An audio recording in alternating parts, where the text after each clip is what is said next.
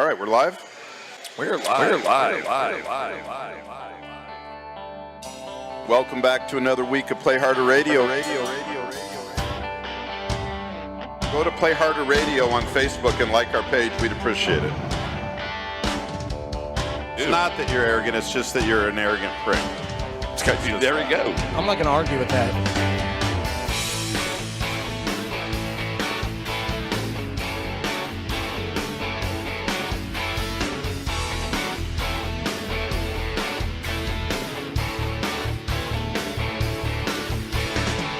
Why don't we just do the show instead of you just trying to listen in just on what ramble. everybody else is doing? Let's get this thing going. All right. Welcome back to another week of Play Harder Radio at the Break Beach Bar. How you guys doing tonight? We're not hot enough. We're not hot enough. What, going out that way? Going out that way. All right. We're not hot enough going out that way. Am I Can right? you guys hear us out there or what? Yeah, they say we're fine. Is it good? All right. I'm already pissed off. I could tell, and you're taking it out on me. It's bullshit. No, I'm not pissed off at you. But I'm the one that's getting it though. That's No. I just, as everybody knows, I'm a Michigan fan, and I just got a Bleacher Report notification that Dan Enos, who was the offensive coordinator at Alabama or at Arkansas, who joined the Michigan staff on January 8th, has already left being the wide receivers coach for Michigan to go be the quarterbacks coach at Alabama. And I'm trying not to swear on Facebook Live right off the bat, especially on the shows because my nephew might be watching. But I'm already, That's what it sounds like to me. That's all I'm saying. Yeah, fuck off. It's bullshit. Are you serious? You take the job at Michigan on January 8th, and on January 25th you leave for Alabama? And you know what? Screw you, Harbaugh. You can't hold... Harbaugh sucks.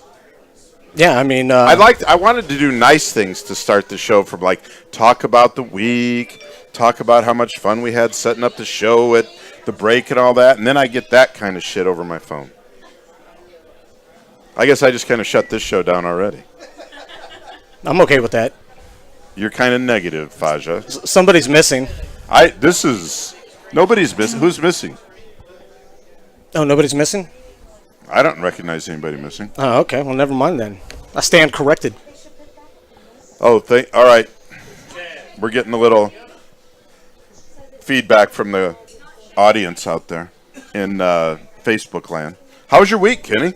It was good, man. I was sick most of the week actually, and then luckily I got feeling. Stay on your side of the table. I got feeling just good enough to do the Underground Pub show last night. That was a really, really good show. They finished with like 615 views, which is nice. Which is really, really good. Even on Facebook land. So that was a pretty successful night. It's been a good week for PMVN for sure. If you're not feeling good, we have a nurse in the house, by the way. Nice. Where are you looking, Tina? Oh, but you're in scrubs, so you can help with something. Everybody that's a girl in scrubs is a nurse. And they can help with something.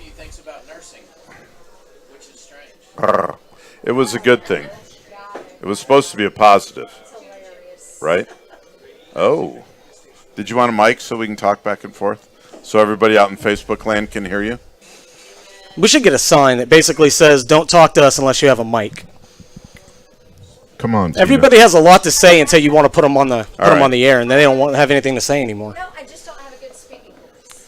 That sounds fine to me. All right, that's fine. Whatever. Okay, good. Shut up. I'm glad my friends are here. If it wasn't, I'm going to have to step off camera for a second and do some stuff for the show. That's I'll be right fine. back. Yeah, so we've got the, what's wrong? You got problems? No, it's just, I was set up to sit over here, and now that I'm actually sitting in on the show, I'm a mile away from everything I have to do. Cool. I'm a busy person. It may not seem like it, but while you guys just sit here and talk shit all day, I actually work. You know what I mean? You're absolutely doing two jobs right now, and I appreciate that. One and a half. I wouldn't consider what you guys do a job. Well, right. Okay. Job and a half, so that's what you're saying. That's what I'm saying. All right, that's fine. So I guess we got a lot to talk about tonight. We got the Hall of Fame baseball inductions to talk about. We've got last week's championship games to talk about. The upcoming Super Bowl to talk about. We've got the XFL to talk about coming on board in 2020. I'm looking forward to that. What do you think about that? Yeah, I mean, Vince McMahon, I mean, he's not a dumb guy. He failed at this before, but I think his business model was a little outrageous. And I think this is a really good time to embark on this, considering the upheaval towards the NFL right now. I think it might be a good time for them to slip in, quite honestly. I'm pretty sure he recognizes that. Oh, absolutely. And I don't think he'd have cashed in. Did I hear he cashed in $1 billion or $100 $100 million. $100 million. Yeah, and I don't think that's going to be enough, ultimately. $100 million of WWE stock to kickstart the XFL again, starting in 2020. At least they're doing it right this time and taking a couple years to get it going. Right. Just getting it set up. Right, and I mean, I think one of the most important things for them to do moving forward is that they're going to have to identify a way to set themselves apart from the NFL, and not only that, they're going to have to figure out how to kickstart it in a format that's conducive to getting to the point where they have enough people buying in and getting teams and things like this. Because sort of their downfall before was, they went out, they got all these teams, and they were playing 100,000 seat stadiums, and they were only putting, 25,000 asses in the seats. Well, that's a lot of people, but when they're sitting in a 100,000 seat stadium, it doesn't look like much, and that kind of turns off potential, sponsors. You know what I think is going to happen is they're going to come out with an ultra-conservative product with all the, with all the controversy that's been going on in the NFL for the last couple of years with Kaepernick. I think the XFL is going to come out with something that combats that and, caters to the patriotic side of the fans out there. Right, which is, and if McMahon needs to play that role, whether he is or he isn't, you know what I mean? He can be that guy because that's what he's been doing for how long, Well, I'm pretty sure he is. Right, he has been that guy to do whatever it takes to make the show work. I mean, the WWE is staged fighting, or I guess if you went to Trump terms, it'd be fake fighting. Alternative fat fighting. So.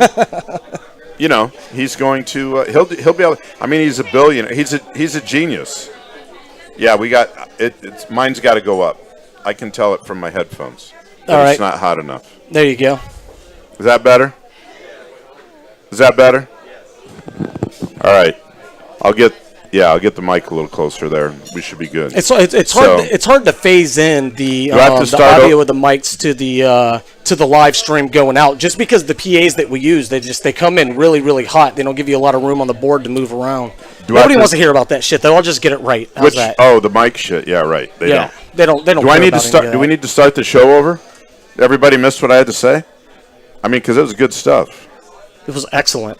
It looks like a lot of don't give a shit looks out there. I already forgot all of it in anticipation of you doing it all over I know, again. Brittany. Love you, too. Kyle, thanks for bringing Brittany. Mean it. We got a little surprise coming up for you at 7:32. You can probably see the hats on our table, and you probably don't know what that's about. Well, you can see some of them. Yeah. I mean, I don't know. Is it? Oh, you can't see them. They're a little bit. You'd have to pan down. I can pan down. I've got a little bit of playroom. I can you pan do? down. Yeah, I can pan down. Or I could have just picked it up like I did. Yeah, I mean, like I said, working isn't really your guys' forte, so, just allow me to... Nice. Oops. So a lot of talk this week about the Patriots and their collusion with the NFL. I love your mix on sports and politics, man. It's beautiful. I'm trying to keep it out, but it's very hard. Roger Goodell and his colluding with Vladimir Putin. And how did Vladimir Guerrero get in the Hall of Fame in baseball, too, by the way? That Russian-Cuban immigrant. He was a badass at baseball, though. So we'll talk about that. Nick, I haven't even seen the list. The Patriots have another comeback. Fourth quarter comeback. Yep. I mean, you should have you knew it was coming, right? No, if you had any stones at halftime, you laid all the money on the Patriots. You know, the funny the thing second is, half. I think the Jags are actually a better team than we think they are. Because they are the Jags, you know. My question is, if you look at these comeback victories, and which is, you know, something that's you know, Brady and them are known for anyway. I mean, especially when you consider last year's Super Bowl, right? But you know, if the Jags were able to shut them down for as late into that game as they were, I really don't see how they would have much more success against Philly's defense. I don't know what to say about that. I agree. I mean, the Jags were tough. You know what? They kind of quit doing what they were doing. It's the same old NFL Auburn thing. Right. Although Auburn stepped off that game plan against Alabama and got it done. Nobody really cares, so you take chances once you start doing good. Yeah, once you get ahead, then you take your foot off the gas. Right. Then you start running the ball more. Then you only rush 3, and then you try to play, you know, over-the-top covered defense, and you just give up chunks after chunk after chunk. If you don't keep doing what got you there, you're going to lose. And that's what happens time and time again. And Jacksonville pretty much played into that formula again last weekend. They did, man. They did. They definitely they stopped grinding, for sure. I mean, Seattle Super Bowl with the Patriots, Atlanta Super Bowl with the Patriots, Jacksonville AFC Championship last weekend. Patriots outscored those 3 teams 47-3 in the fourth quarter. In the fourth quarter alone. Yeah. I mean, come on. They outscored each one 16-1. Or 15.3 for you that want to nitpick at things, right?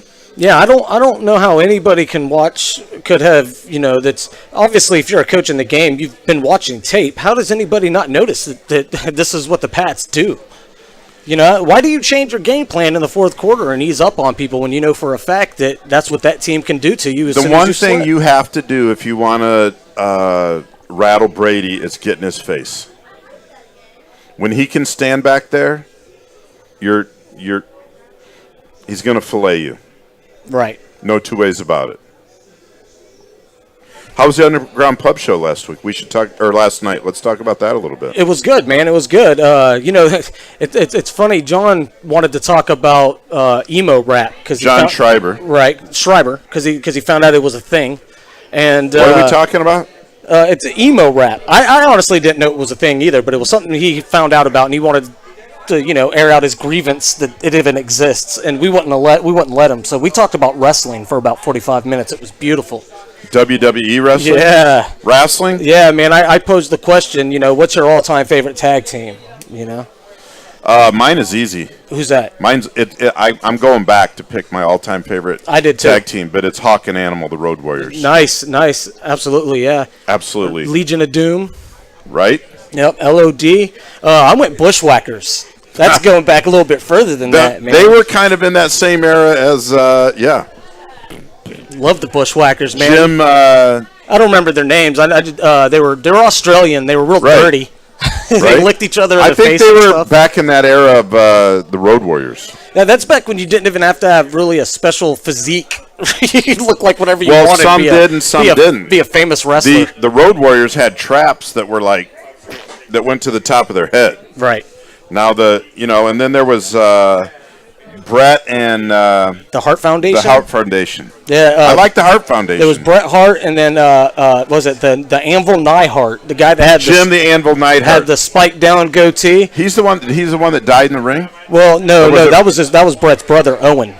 Owen Hart. That hit his head on the back of the turnbuckle when the cable snapped. Yeah. I can't believe that less of that. That has not happened. No kidding. You know what happened to the Anvil Neidhart, right? He was convicted of child molestation. Ain't that some shit? And let's bring that up. Well, I'm just letting you know. He was one of my favorites, man. I used to love that guy. Speaking of that, Dr. Nasser or whatever from the Olympic, yeah. I don't want to get into that subject. That sucks, though. We don't have to. I didn't know that. Nope. That sucks. I'm sure he's hurting right now. Who knows? He might be dead by now. You know, wrestlers didn't exactly take care of themselves, especially back then. It's solitary confinement or death by inmate. Absolutely. That's what it is. So, but yeah, what about the New England game? We like to keep talking about New England, the Gronk hit. There's a couple of people out there, like Richard Sherman, got on Twitter and said that he didn't think it was a dirty hit, or that it was and Chad's the same way. Chad thinks that just because it wasn't a head-on collision, that it can't be a targeting call. Well, I mean, there's more than just helmet to helmet. When you get T-boned going through an intersection, you'll feel it. Yeah, I mean, and that's what that was. It's really hard to break down what is and is not a defenseless receiver, what is lunging. It's even helmet to helmet's really hard to call when it's a fast play. You can hear a lot of clicks and clacks. That's why we have slow motion. But it was obvious. And Barry Church said, and then Sherman said the same thing. You hit him in the head, you're dirty. You hit them in the knees and blow out their knees, you're dirty. You hit them in the head, you're going to get the flag. That's right. Right? Yep. And so what I'm asking is, and I tweeted this. And if you're playing the Pats, it's times 2. I tweeted to Rich. Oh, please stop. That's how that shit is, man. Collusion. I forgot. Raider fan. Raider fan. Whether you want to accept reality Raider fan or alert. not. Raider fan alert. That's how Raider it is. fan alert. LP, what's up? Wayne wants to know where Chad is. I don't know where that son of a bitch is. He didn't show up. He was supposed to be here. Obviously, I'm not as entertaining. So they want to know where the other guy is. I think you're very good. No, we were just wondering. Wayne said, "Where's Chad?" So I said, "Let me ask." I don't know where he is. He was supposed to be here. He didn't show up to set up. Which is no surprise. So I don't know if he's ever done that. That was not a big deal. And he did help me take that speaker off the stand once. So me being late's okay. I have no qualms with what you did. I'm happy that you got the monitor here so that, I'm just saying being late's better than... So that people can... Than not showing up at all? Yeah, absolutely. So that people can Indian style on the floor and watch us. That's right. I don't know where he is. And delivered on a stand that wasn't set up yet. Yeah, that was Chad's stand. So I hope nobody bumps Hang into on to it over there. I hope nobody bumps into the TV. I'm sure you'll have something else to say. Barely hanging on by a thread. Jerry, do you need the mic? Do you have something to say? He's good. Jerry looks like a man. You know what? There's a lot of people that it's funny when you, and I'm not saying this about anybody in particular or whatever, but there's a lot of people that are chirping, but then when it comes time to get the mic, no. And I know Jerry's not chirping, so he's just a friend of mine from down at the Shaker, who I see over here like 3 times a day. That's how it is, man. Every show I've ever done, especially doing live shows like this, people yell things, they have opinions, but when you put a mic in their face, they don't want to talk anymore. That seems to be, or if you turn the camera on them, God forbid, yeah, they're done. Right? They're done. They say things like, "I don't have a very good speaking voice," or. And I'm like, true, but I'd still want to talk to you on the air. That's right. Derek, do you like white or black hats? Okay, cool. Get this fitted to your head. You're about to come up here. That's awesome. I love the way that he shows hat diversity. Yeah, he said black. Yeah. He said juice. Yeah, see? It always goes back to that. I said juice. Yeah, we know you said juice. For those of you that didn't listen last week, we were talking about O.J. Simpson, and I said the juice. That's not what he said. And all of a sudden, there's all this backlash that I said Jews, that I was talking about the Jews when I was talking about the juice. Mm-hmm. And there's an obvious difference between woos and soos. That doesn't help your case any. That's an obvious... What? It doesn't help your case any. Bobo, call in and talk about the Patriots. I'm sinking fast here. We're sinking fast. We're good, man. There's millions of things to talk about. Right? The hit. Richard, so here's my question that we didn't get to on the hit. Okay, I think it was helmet to helmet. I think it was targeting. And they're like, how else are you supposed to tackle this guy? So my point is, yeah, he's a beast. But within the rules, he's a beast, and you got to play by the rules, or he dominates you. All right? And so I'm asking Richard Sherman, and I agree. Richard Sherman made the point is Richard Sherman started talking smack about the fans, saying, I'd like to see the fans that play the game at this speed and have to make a split-second decision on where to hit somebody. Well, if you can zero in on somebody's head with your head, you can certainly zero in on hitting them somewhere between the shoulder and the mid-thigh. You know, I'd like to believe. You can't hit them in the knees. You can't hit them in the head. So you got another 4-foot window that you got to go into. It's obvious that there's some true intentional stuff that goes on, but you know, I'm not saying it was dirty. The majority that I've seen, it, you know, at that speed, sometimes you miss. I mean, look at the guy in the Saints game. He missed the whole dude. I wonder how much he won on that. I want to know what he won on that game. Marcus Williams. Marcus Williams, what did you win on that whiff? What was in it for you? How did you whiff on that tackle and take your own guy out and give that game up? A trade from the Saints would be good enough, I would think. I'm not saying I'm old school. I'm just saying you're cut if you're on my team.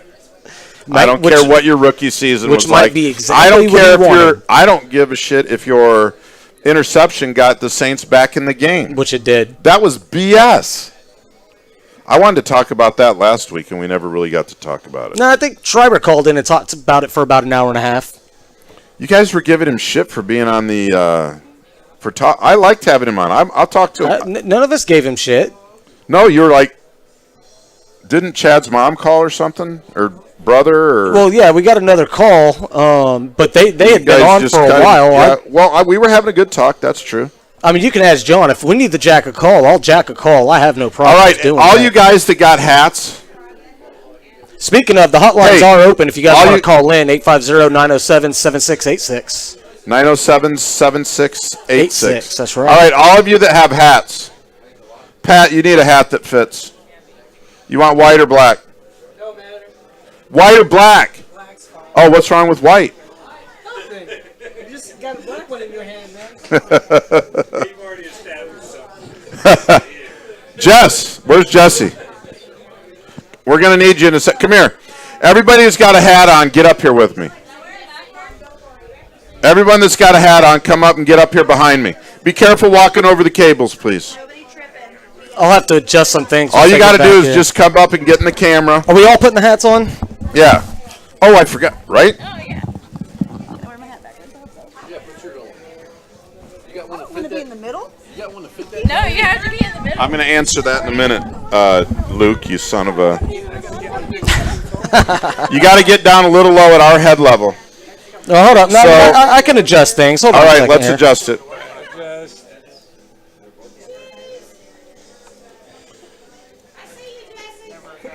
So, where in the hell is Chad when we're doing this? That's what I want to know. Are you getting this? No, we're not done. I'll let you know. Oh, we forgot the brown guy's got to get up here. Gotta get the minority in there. That's right. This is Oh, we got two over here. We got two minorities now. right. He needed two after his comments from last week. You're gonna have He to had scoot in. off-balanced that. You're gonna have. There you go. There you go. So, here we go. This is for this on the front of the hat. It says KC. On the side is the pink ribbon. On the back it says I can and I will.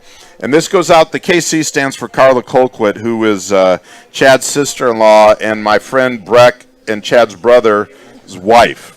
And she's having a little battle right now with the big C, cancer. And I know she's going to win that battle. Yes, and sir. We're here tonight, right here, all of us with our KC, I can and I will hats on to tell you we love you and you're going to win this battle. Carla, we love you. Awesome. All right. So, get it done, baby. It's awesome. Watch the cables cool. Luke, shut up about my head. I know it's a bucket. Thank you, Jess. Thank you, Kyle. Thank you, Britt. Thank you, you guys. I'll just leave the. Can we see the tech hat? So I went tech gear anyway because. Well, I'll have to readjust the camera because I had to adjust it for everyone up here. So we can get down Right to on. that. We're getting back in here. But Carla, we love you. You got this. Yeah, better on your side. Yeah. There it is. Boom. Hook 'em. Oh, no, wreck 'em. Sorry. I didn't even say that. I can't. Not correctly, anyway. You said it. I know. They're going to. What is it? 907-7686? 850-907-7686. Call 907 PMVN. Okay, 907 PMVN. That's right. PM, VN. right? Yeah. Just like the, I'm not used to being on this PMVN. side. Yeah, it's like the little, the logo on the bottom, I guess to them would be what? PMPK Multiverse Network. That's right. PMVN. PMPK, leave the K out. Well, PMPK Multiverse Network. PMPK is technically one word, but I had to include it in the logo because it was. Because it's a good-looking logo, that way. I think so. Right? I Why don't hope we so. take about 5-minute pause for the cause? Absolutely, let's do that. And I want to go ahead and say this because it's something that we talked about a little bit, but we're going to start doing something weekly on here. We're going to start promoting underground artists, specifically ones from the Gulf Coast area during our breaks, and we'll spin one or two of their songs throughout the show. This week it's actually a PMVN featured artist out of Austin, Texas called the Beat Dolls. They're sort of a pop-punk rock slash band. With a female lead singer. Her name's Angie. Really, really cool chick. So when we go to break, I'm going to run a commercial, and then we're going to spin a track from them. Right on. We'll be right back on Play Harder Radio, brought to you by Tell Staffing and HR.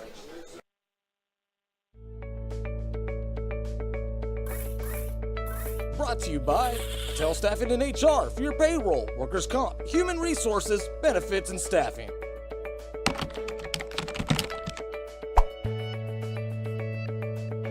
Also by 5025, Gratitude, Giving, Health, Wealth, and the Fountain of Youth.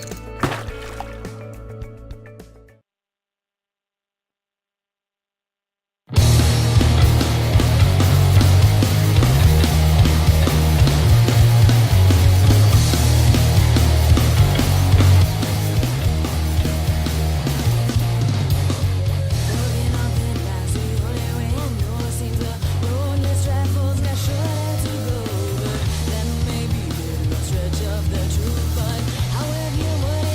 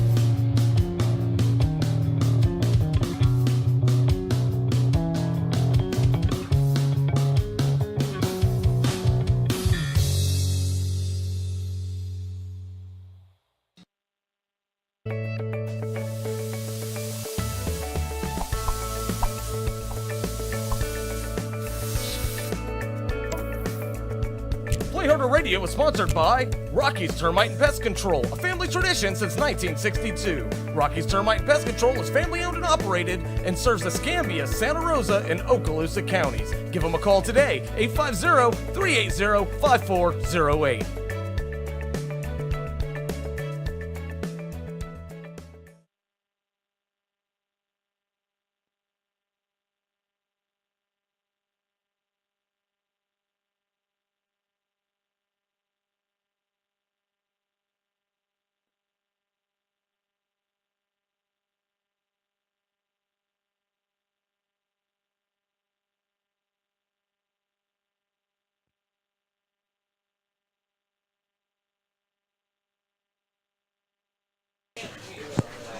All right, we're back. All right, welcome back. I can and I will. Carla Colquitt. Boom. Wreck 'em. Guns up.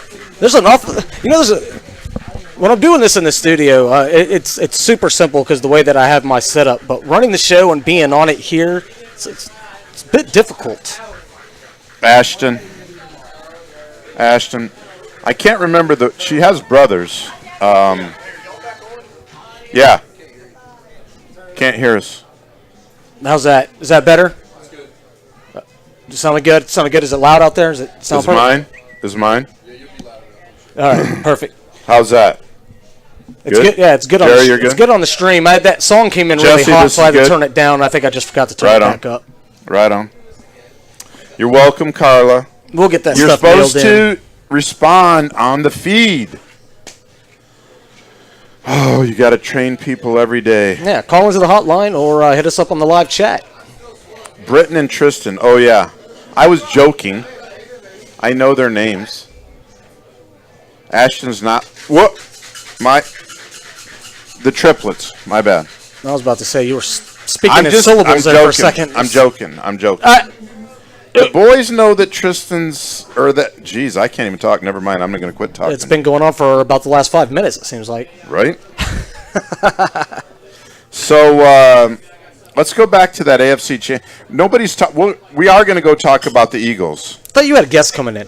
I do. We got an 8:05, which is going to be Al Passarella from Baltimore, talking a little college football and the Super Bowl. And Al is actually from the fine city, the city of brotherly love, Philadelphia. Okay. So I know he's going to be all fired up and jacked up because I know he thought his ass was dead in the water when Carson Wentz went out. Oh, yeah. So I'm sure he's going to have a few things to say that are going to interest us. But now I forgot what I wanted to say about the other game. The Patriots and the who'd they play?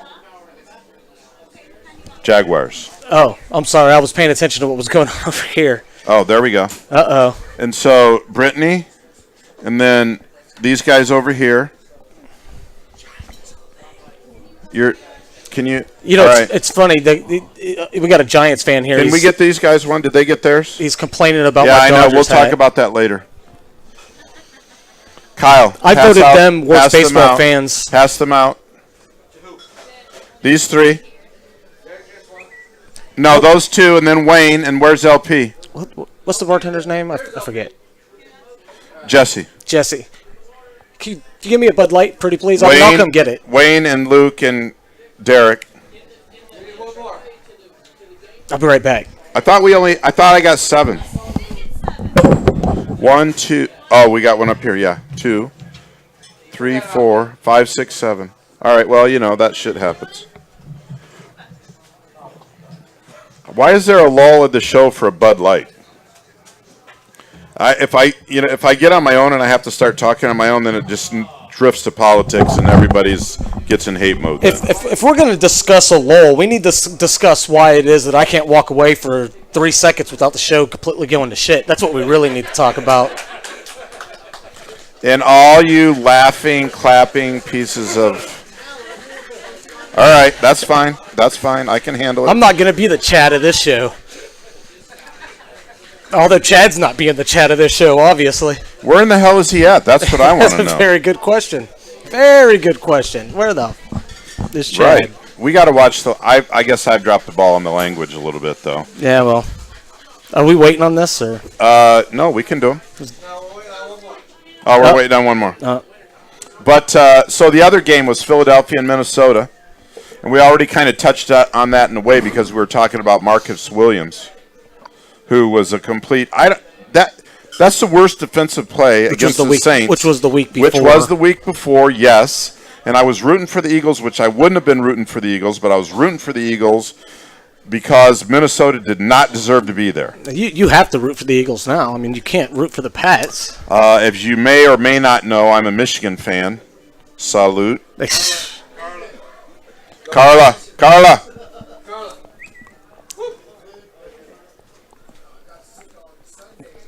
As you may or may not know, I'm a Michigan fan, and where that quarterback was a backup. Yeah, 6th round pick. No, I mean I'm not talking smack. The man's you kind of are. No, I am talking smack. You kind of are. I'm gonna give. You are. I'm gonna give Brady his dues for a little bitch. He's pretty good. Oh my God, it's pretty good. Why don't you list me or give me a list of his transgressions that make him a bitch? No, I mean, don't ever do that to me again. You're not allowed to just shut me up. Not only does you're not allowed to call me on my asking bullshit. you a question is what shuts the show down. No, it's not necessarily him, I guess, but the NFL definitely softened football around him. God, oh my God, is that a I mean, let's start fair reference? I mean, personally I don't talk about the Tuck rule, but let's just think about that for a minute. Yeah, it happened. It damn sure did. And who was the quarterback? How long ago was that happened? 18 years ago? That was 2002. Oh. No, 2001. Yeah, only 17 years ago. It was the year before we got. Oh, hey, you guys! If you don't know, if Kenny could drop his drawers and show you his underwear, you'd know why he's pissed about the Tuck rule. Because he's got his Raider underwear on. I mean, I'll drop trial anyway. And, doesn't matter who I root for. I was trying to keep that, Who's that? Of course. Who's the greatest quarterback of all time? You don't think it's arguable? Tom Brady, you know why? Because I went to the same high school as Tom Brady. All right, get the mic. This is going to be good. Get the mic. Go over there and get the mic. Nobody can hear you. It's being delivered. All right, so who's the greatest quarterback of all time? Joe Montana. Are you why? And why do you say that? Because he has, I do think it's arguable. I do think it's arguable as well. It's usually regional, too. It's very regional. Which would be stupid if you're... All right, so Joe Montana's got 5 rings. Tom Brady's got 5 rings. The greatest thing for me is Tom Brady has 5 rings because he grew up in San Francisco being a Joe Montana fan. I don't get the logic in that, but... Winners imitate winners. Yeah, winners imitate winners. Don't have to live in the same city as the winner, right? Fair enough. How about this? LeBron probably grew up wanting to be Mike. They didn't live in the same city. All right, fair. So, Tom Brady went to the same high school as 3 Hall of Famers. Well, I take that back because he got left out this week. Barry Bonds, Lynn Swann, Tom Brady. Same high school. Is this a public school? Is it a private prep? Private prep, Catholic school. So they have the Wait a minute. advantage. Time out. You just said something that is complete and utter BS because it's not true. It's only your own little dream world. You said he went to school with 3 other fired. Hall of Famers. I corrected myself. I didn't hear you correct yourself. I said Barry Bonds, as of last week, as of yesterday, no. As of always. As of yesterday. He never was, and he's never going to be. No, he's going to make it. All No, the he's steroid not. guys are eventually. Yeah, I mean, what year is this for The him? asterisk has to go away eventually, man. I mean, come on. Everybody was doing it. The percentages are rising every year. Yeah, he's up to 56. I think he was lower than, was he higher or lower than Clemens? They're the same. 56 and 54 or something like that. Might be a tenth of a percent. 2% apart they were, I think. You know, it's going to start out slow, like Piazza, right? You Yeah, get but- Piazza in now, because he was on the, I guess, on the cusp He of didn't that, have right? he didn't have a big negative. You know what? And He's let from me that tell era. you something. They don't get in and before Pete Rose gets in. Oh, no, that's bullshit. Pete's never getting in. Then they're never getting in. Pete's never getting, in my opinion, to find a class. You have to find a class to where they actually have a gap in it, and they'll be fine. Can you guys hear Kyle out there? We're not. Yeah, I don't. Is it even turned on? Yeah, Derek gave it to me. He's picking up a little bit, but I don't. Yeah, it's not very loud. I mean, his levels are up pretty high. The levels are up. Try again. I got you. So with me, To your mouth. Pete Rose. This should be something that's comfortable for you. You ain't man. right, man. Pete You ain't Rose right. will never get in. There you go. However, Barry and Clemens and all of them, they will eventually when they find a class that doesn't have the caliber of anybody else to where they have to vote for them. That's what I feel. Did Jim Tomey get in? Yeah, Lowell in the Hoff class, and that happens. Dude, I think eventually, there's a few people that we know aren't going to make it, right? Like I don't think what's the Cubs guy, the Cuban guy, Sosa. I don't think Sosa makes it because he's one of those big liars, right? He's one of those just absolute made a mockery of himself for crying out Is loud. it dead? Are the batteries dead? Okay, so maybe that's what's going The on. batteries are dead. Oh, that's Right, the batteries right. dead. Brittany, do you have two batteries? McGuire's never going to make it. What's his name? Yankees. A-Rod's never going to make it. Any of the guys that just not only made a mockery of themselves but of the game of baseball, they're never going to make it because if there's one thing that stands true about Major League Baseball is tradition and the face of each organization and the league as a whole. And when you start making a mockery or you start taking away the legitimacy, you take out your legitimacy as a player. I mean, you can go from somebody that was in every All-Star game for the last decade to somebody that's not even going to be remembered easily in today's day and age. I mean, 50 years ago, you could be Ty Cobb and be the most racist asshole anybody's ever met, and you're going to go down as one of the best baseball players ever. You can't get away with that anymore, especially not in the New York media. You should be able to. The New York media is probably the most scrutinizing sports media market there is. So I know A-Rod's not making it. Chicago's not much better. Sammy Sosa will never make it in. Any of the guys just You know why blatantly lie. Sosa? You know why I will never let Sammy Sosa in? Because he also because corked his bat. When they that was awesome in the playoffs when his bat broke. But when he went before the grand jury or whatever, and he's tried to play the I don't understand English card. That just pissed me off. We have a new. And I was a Cubs fan. We call that doing a Puig now. Have you seen a picture of him now? Have you No, I seen a haven't. picture of Sammy? Is he with the shit? He's whiter than Brittany's hat. Now. I met Michael Jackson looks like Dikembe Mutombo compared to Sammy Sosa right now. before Puig got called up to the majors. He was playing for Chattanooga, and I got to meet him when they were down here playing the Wahoos. Yasiel? Yasiel spoke perfect English. Not perfect. It was a little bit broken, but I mean he spoke way better than I speak Spanish anyway, right? And then once it got to the Major League Baseball, he acted like he didn't speak a bit. So that way his transgressions were let go, like, I don't speak English, so I'm having a hard time adapting. No, you just like to party and spend that money. That and Cuban baseball players, in Cuba, they're held as gods, so they're treated a certain way. So when they get to the States, they act out. It just happens. I'm not making excuses for the guy. I mean, he's a hell of a ball player, obviously, but go blue, by the way. Just wanted to put that out there. Go Blue is not a Dodger thing. It definitely is. It's definitely a a Michigan It's a thing. Michigan thing, yes, but it's a Dodger I like thing. the Dodgers, though. I just like to know why Go Clayton Dodgers, go Kershaw Blue. can't win a game in the postseason. I don't know. I think he had a pretty good postseason this year. I love the Dodgers. They're one of my second-tier teams. I mean, you have your favorites. Yeah, I mean that's and then my the number one. Dodgers Man. have always been one of my favorite. That's a long story now, but it's the Orioles. Yeah, he does. He wears the Baltimore hat. I'll give him that. I do wear the Baltimore colors. I'm an Orioles fan. So here's the story. for 40 years. Real quick. If anybody out in internet land wants to chime in on anything we're saying, feel more than welcome to join the live chat or hit us up on the hotlines 850-907-8676. 907-876-86. 8676. Did I just give the one that? You did. 850-907-7686. Yes. And our guests call in on a different hotline. Yes. In which we're going to have a guest calling in at 9:05.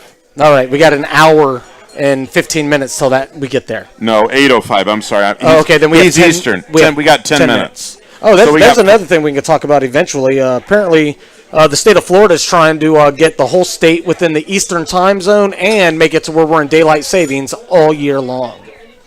Are we in daylight savings right now?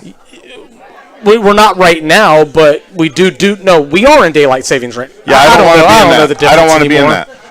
I don't want to be in daylight savings. You want the same all the time. I'm okay with that, but I'm good all the time, but I want it lighter late at night. I don't want to move to the Eastern time zone. I like being in the Central time zone. I want it lighter late at night. I like being the part of Florida that's not Florida, sort of. I guess if that makes any sense, you know. I don't like lower Alabama. That's not cool either, but nobody gets it that we're over here in the Panhandle, and they're like, "You're in the Eastern time zone." I'm like, "No, I'm not." And they're like, "Yes, you are." I'm like, "No, I'm not. I live here." They're like, "Yes, you are." You got company, man. Nate, what's up, brother? Hey, good to see you. Where's Steph? Oh, okay, good. Hi, Steph. Mike and Rob and Where are they? Brought a whole posse in, it sounds like. Right on. We got a whole nother crew coming in for the second hour. Badass. Part of the Ohio State contingent in the house. So, Nate, you missed what I led off the show with. I'm super effing pissed about is that Dan Enos, the offensive coordinator for Arkansas, went to Michigan as part of their offensive staff, and I guess he was going to coach the wide receivers, has already left Michigan and is now going to be the quarterback's coach at Alabama. well, hey, I can tell you. I just wanted to say that. I didn't want your response. Shut up. I just want to put this out here in the live chat. Lucas Harp says, "We love you, Carla," which is the absolute truth. We all support her. We know what's going to go down with that. That's a guaranteed win, right? Guaranteed win. I'll tell you what, cool fact. And Carla's also in the chat, and she says, "Where's my hat?"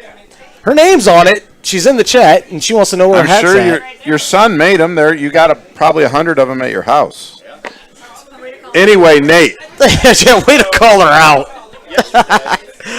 You should have had a bike for that. My buddy that coaches UMS Wright over in Mobile. Dean? Yeah, Dean. Get the. We don't. I have a mic for me. Come over here, man. Come over here. Come over here behind me. Well, I'll tell you what. I got you. I got to get all my names straight here. Get over on the other side of Kenny. Get your spit and your drink. Well, be careful. Oh, hey. I'll adjust the volume as needed. Lord Almighty. Lord Oh, you're good. You're Almighty. good. No, you know. Steph sells yesterday- insurance. Can you hear me? Keep going. Keep going. We'll figure it out. Okay. No, yesterday got an interesting. Oh, wait a minute. Talk right into it. There you go. You got it. Wow. So first, is this our yesterday, first week? No, second. My bad. Am I back? Yeah, you're good. Go. Yep. So check this out. My buddy Dean. You got to talk right into that, man. It's a My dynamic. buddy Dean. There you go. Head coach over there at UMS Wright. Or not the head coach, I'm sorry. Defensive line coach at UMS Wright. They had a surprise visitor What's yesterday. UMS Wright? What's that? It's a prep school. Okay, cool. They just won state championship this year up there at Bryant-Denny Stadium Badass. in the snow. First time football game's been played in the snow up there, which is pretty impressive. Nice. Well, they had a surprise visitor yesterday there on campus. The old goat showed up, and for you that don't know who the goat is, Bear Bryant's alive? well, you know he might as well be Bear Bryant. I'm going to throw batteries at somebody. But yeah, hey. Obviously, that was a subjective comment Yeah. because I just heard like 8 different names. Well, so. I'll tell you one Lot right of now goats, that comes lot to of my goats. mind is Nick Saban. Mm. And, you know, yesterday, if anybody's in the sporting world and you're looking or talking about sports right now in the college world, you know, we got a Penn State coach down there on staff this year that Saban decided to bring in. And, You know, that was announced yesterday. Man. If Sandusky got out, huh? Yeah, we got that guy. Yeah, we got that guy. You got James Franklin? But it was kind of impressive. Oh, to Joe me. Pop still alive. That's awesome to hear. Hey, kind of impressive to me All right, I'm right listening. now, James. I'm listening. Let me get this guy. This on guy camera. showed up on campus at UMS Wright yesterday when they just announced it. Which, to me, you know, I mean, that guy is literally hitting the airplane and getting off down there in Mobile, and they're picking him up from the airport. Is that what he's doing in Mobile? Well, hey, they're having what you call the Senior Bowl down there. Oh, Hey, James, how many a Michigan great players y'all event got too, the by Senior the Bowl way. this year? I Y'all don't talk know. about I don't this? watch those postseason bowl games. you know, last one I went to, it's been a while. Last one I went to was, I don't know. Is Hurst down there? Is McCray down there? the last one I went to is when EJ Manuel came out. You guys remember that? Yeah, So did Florida State. yeah. So did what's his name from Syracuse? I can't remember. Donovan McNabb? Boy, that's talk. You're digging deep now. That's almost before my time a little bit there, old man. What? I think I was in middle school last time that dude took a snap. Hey, back. I wanted to tell you a little bit about what I was going to say. All right, I'll shut up. So, and I'm terrible with names. I don't know the guy's name. That's bad on me. But they introduced him down there to them as he's going to take control of the recruiting area in the Mobile area, which kind of surprised me because he's not a Southern guy. But he's from. You said he came from Penn State, right? Yeah, he's Penn State. Well, I mean, think about it. Even in the midst of controversy, those guys did a great job recruiting. I mean, think about everything that went down there, and they still have a stacked team, man. I mean, they're as talented as any team in the nation. I agree 100%. What I was concerned about is the fact that Jeremy Pruitt is. I mean, he's in that, and he's in. I'm a Noel fan, by the way. I'm familiar with the man. Jeremy went down there and offered people that probably shouldn't even have, scholarships offered to them. And Should be in jail. Well, maybe. Once again, I'm a Knowles fan, so I know all about that. But hey, the crazy thing about it is they are going to let him be their recruiting their voice down there, which was kind of shocking to me. Several conversations we got to have after this, but maybe next week. Dean's going to be on the show next week. All right. And I know he's going to be doing a little something different on your show, but it'd be great to talk to him about a little bit of the recruiting efforts that are going. No, we down. will talk about. You know, I that. like this guy. He's got the gift of gab. You need to have him on the show a little more often. He's here now. I'll tell you what. We'll give him a show of his own, man. He doesn't feel like he gets to talk a whole lot at home. Pimpy K Multiverse Network, man. We'll put you on. Hey, we'll talk football in the all studio. night. I can only come out to the beach once a week, and that's even too much. Hey, it's always good out here. I love James. You know, I'm from Los Angeles. I grew up next to the beach. I don't even come out here very often. You know what I mean? Well, so sometimes making this trip once a week is already just daunting. Having to hang out with this guy right here.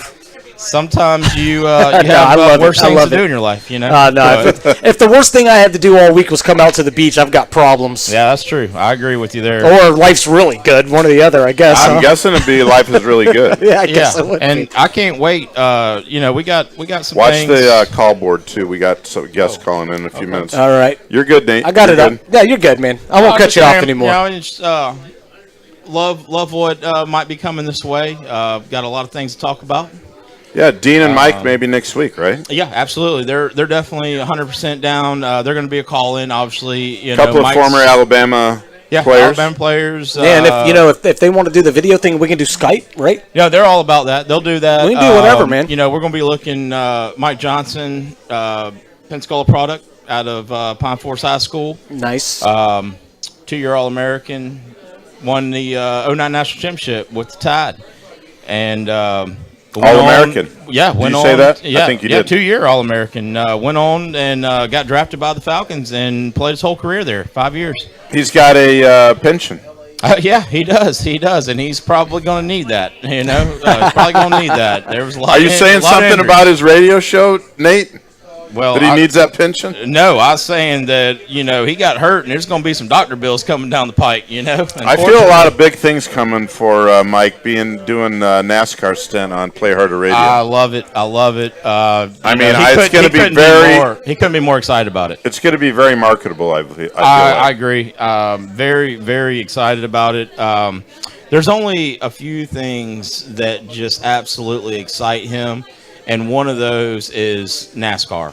I mean, this guy, 5 years ago, he had probably been to Talladega with a bunch of fraternity brothers and, been down there raising hell, having a good time. And it turned out to be a passion of his. And we are about to make that journey over to the Daytona 500 this year, which... I'll tell you what, let's do this, man. Tell you what, take this headset. Slip on in here. I got some things I need to do on the show anyway, so put the headset on, slip on in here, take my seat. You have a lot more quality things to talk about than I do, obviously. A lot of things to talk about. Faja doesn't smell too good, so slip on over here. There you go, man. You booted me out of my chair. It's good. Let me fix this camera and get my ugly ass off of it.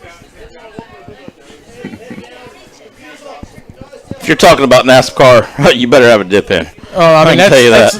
That's kind of where I dropped off. I think it's. That is the truth. I mean, if that's where we're going, I have no reason to be sitting where I was sitting anymore. Huh? Yeah, you're gonna have that. So anyway, next week we're starting with Mike and Dean. We're gonna do a little NASCAR segment. I'll be here. I'll probably be here to get on the show with you, and I guarantee let's Skype them in. Let's Skype them in, and I don't know how it works as far. I mean, do their faces show up there on the screen? Yeah. We'll get it worked out. It'll be one of those things where we'll have to come in, set up as normal. We'll have to do a quick test thing with them. Sure.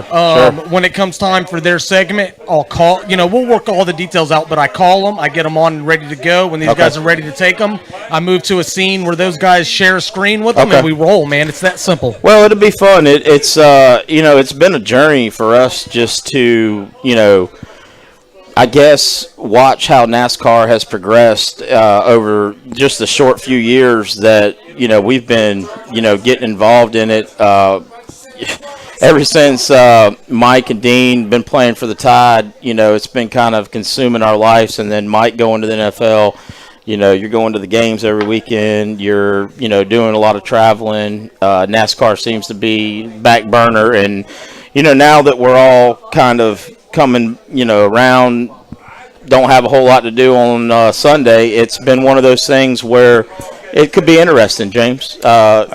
Basically, what we're going to do is start next week. We're going to start the build-up towards the Daytona 500, which in NASCAR they do have their quote-unquote playoff finish. What do they call it? Race to the. What they do is they do a playoff system.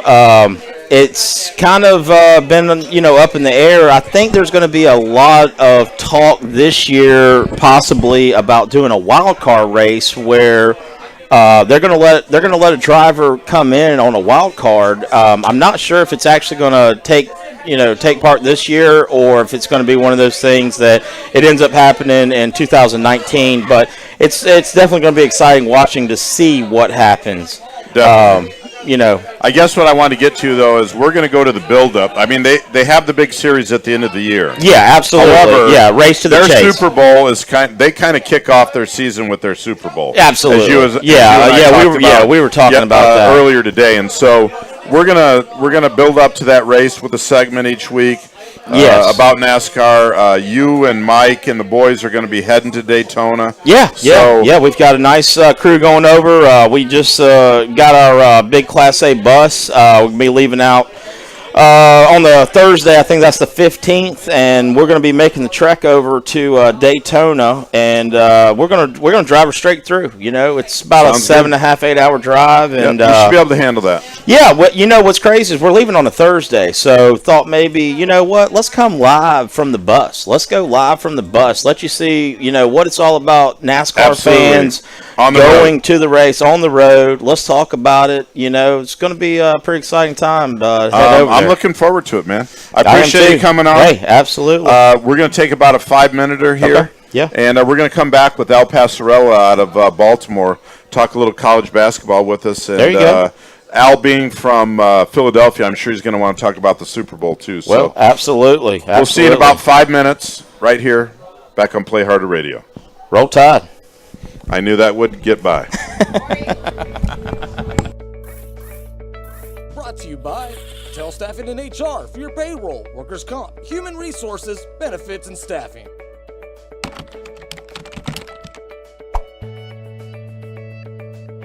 Also by 5025, Gratitude, Giving, Health, Wealth, and the Fountain of Youth.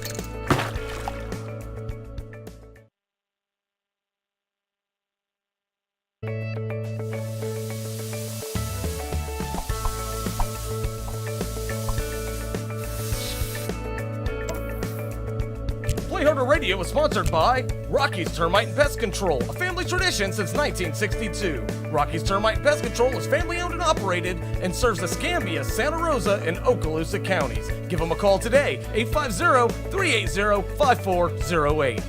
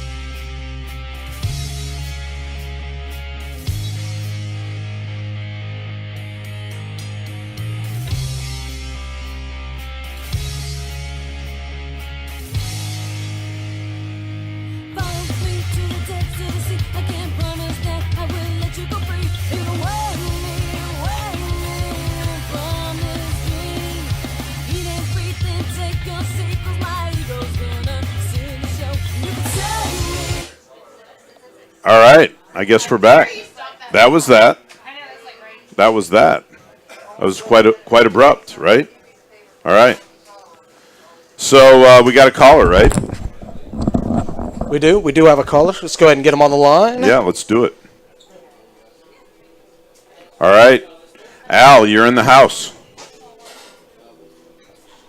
Jim, there he is. Man? How are you? I'm good, brother. How about you? Long time no talk.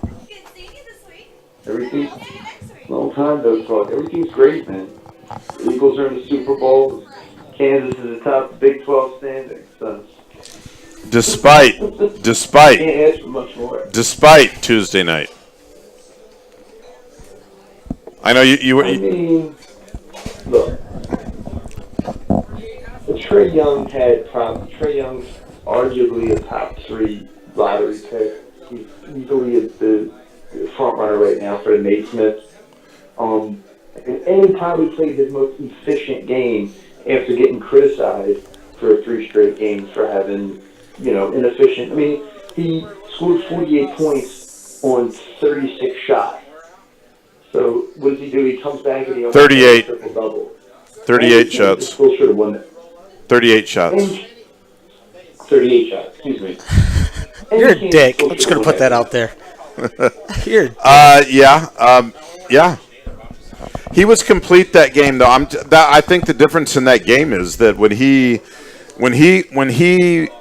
is not shooting 100 times and he's dishing the ball and rebounding, they're going to be formidable. Well, that's just it, right? Like, Kadeem Latin, for instance, is good inside the paint. You got Menick, the freshman, who, on any other team, he would be, in bright lights, but because he plays with Trey Young, Menick shooting, 40-some-odd% from the three-point line. Look, the Big 12, I mean, every one of your teams is top 100 KenPom. You got 3 teams in the top 15 KenPom. So, it's easily the toughest conference in the country. I mean, how's Texas Tech? You've got to win games like that. If you're up. Well, some of those games are going to be lost though on the road. Some of those games are going to be lost on the road. Iowa State's a tough place to play. Texas Tech found that out for the weekend, but they came back and won after that. Kansas found out on the road at Oklahoma. West Virginia goes. West Virginia loses at TCU. I mean, right. The conference top to bottom, even the worst team in the conference right now, which record-wise is Iowa in KenPom standings is probably Texas. I think Texas is. Record-wise, it's Iowa State, but Texas is probably a little less talented outside of Mobamba. But still, you can't go to Texas, you can't go to Hinkey and expect to walk out of there with wins. They're tough places to play. Not any conference. If there's one sport. If there's one sport where it's the hardest to win on the road, it's probably college basketball. Oh, most definitely. I mean, the home field advantage, the home court advantage is just so close. It's just hard to get over that. So, that said, Trey Young, my God.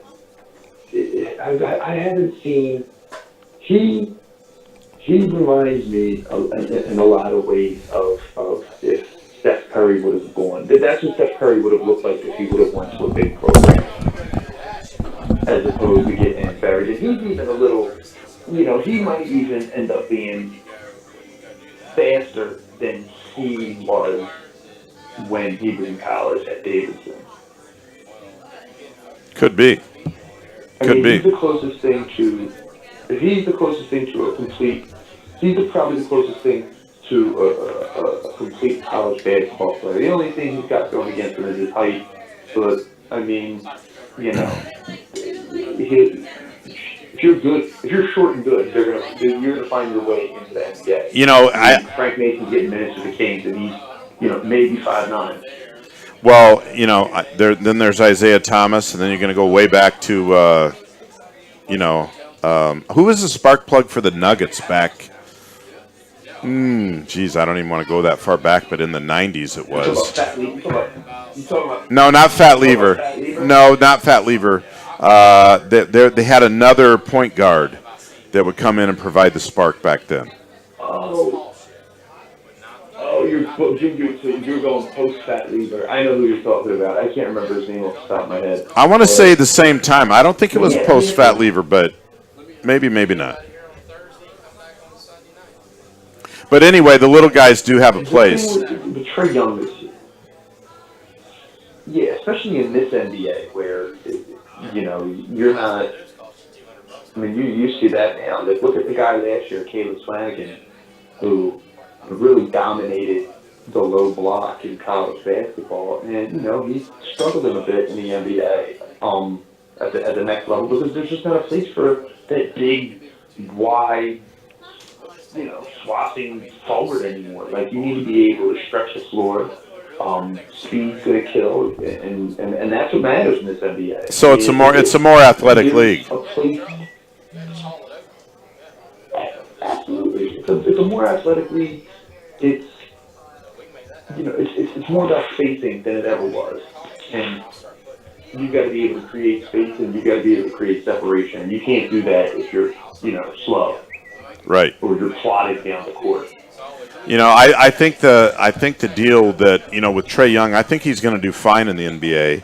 I think he showed on Tuesday night that when he reins in shooting, he shot 13 times on Tuesday. So he was down 25 shots from the weekend, and started dealing the ball. He was distributing the ball and getting rebounds, and he was taking the ball to the hole, and when they caved in on him, he was getting rid of it. So, and somebody's open when they do that. So, when he played with it's kind of that clicky or whatever. It's a common term, but he was playing within himself. Yeah, and it makes Oklahoma a better team. Although I will say this. Looking back at that game, Kansas led that game much of the second half, even with Trae Young playing as efficiently as he did. Kansas dared somebody else to beat them, and they almost got away with it. I mean, the problem is, you've got to shoot free throws. You can't go 1 for 8 on the line, especially when they're intentionally fouling you. Pet peeve, man. When you got to make free throws. You got to make free throws. Well, they touch the big guys, right? But we're making excuses for him, right? Nowitzki's a big guy. No, they were criticizing Bill Self for. Yeah, I mean, Nowitzki is a big guy, sure. Nowitzki, this kid, Bill just started playing basketball 5 years ago. And he's a different kind of player than Nowitzki. Nowitzki was right. Nowitzki was always coming out on the perimeter. Yeah, true. Azubuike, Azubuike needs to learn how to shoot free throws. I mean, that's just the evidence of it. The second thing is, Bill Self didn't do the wrong thing by leaving him in the game. At the end of the game, when the game is tight, you got to leave your 5 best players in there. And, Azubuike is a better player than Mitch Lightfoot. You leave him in there and you figure it out. But the only reason... If Azubuike shoots his average, they would have won. Right. Oh, I guess that's why you play him, though. And you know what? And so everybody knows, if just so everybody knows, and so that everybody's aware, Al is a Rock Chalk Jayhawk fan. There's no two ways about it. That's his team, and so there's a little bit of there's possibly a little bit of bias in his comments. Not a lot, a little. I'll say this: Bill Self got outcoached. I'll still take Bill Self. I'll still take Bill Self. Ron Kruger outcoached him. Yeah, and I'll still take Bill Self day in and day out. And so will you. I'm out of the piece on this, honestly. I'm not an NBA guy. By no means. It's probably the but big on college hoops. Love college hoops. I didn't live there long, but I lived in Indiana for a little bit. And if you're gonna become involved in college basketball, I think there's no better state for that to happen, because that's what that state's about. But I've never been a big NBA guy, and it's crazy because I'm from Los Angeles. My dad's a huge Lakers fan, and that was kind of spoon-fed to me growing up, and that might have something to do with it, maybe, but never been a huge NBA guy. You rejected your parenting. No, I just don't like the product, honestly. Love college hoops, man. I have nothing against basketball. I just don't like the NBA product. It just doesn't suit me, I guess. Cool. We'll keep talking about college basketball then. So before Al, before we move on to the Super Bowl, let's talk a little bit about Duke's latest commitment.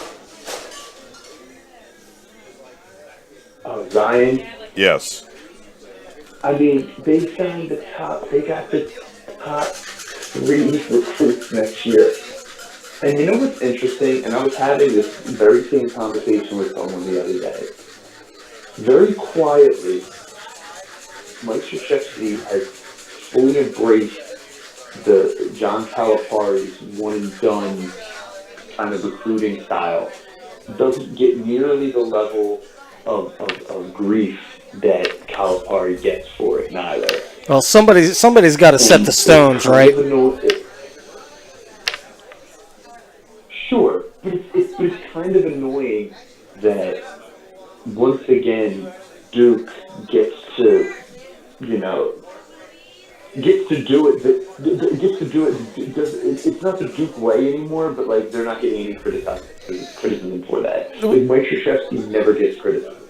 Everything about John Calipari ruined the game of college basketball and this and that. And part of that to do to Calipari's much more brash style, but Krzyzewski kind of under the radar has very quietly embraced it. I mean, it doesn't get any more one and done than Zion Williamson, right? I mean, this kid is a man-child. If you were to put him, if you didn't have the 19 rule, he'd be probably your first pick in this year's NBA draft. Yeah, no doubt about it. I mean, he's a beast. I mean, it's the size, the athleticism. He doesn't have. He's still going to need to work on a shot. Like, he looks right now. He looks more Blake Griffin than he does, LeBron James, for instance, where LeBron James has an outside shot at this point. And I'm not suggesting by any stretch of the imagination that Zion Williamson is the next coming. What is Coach K's stance been historically on that? I mean, has he come out and spoke against it before? I kind of remember that happening. Well, yeah, there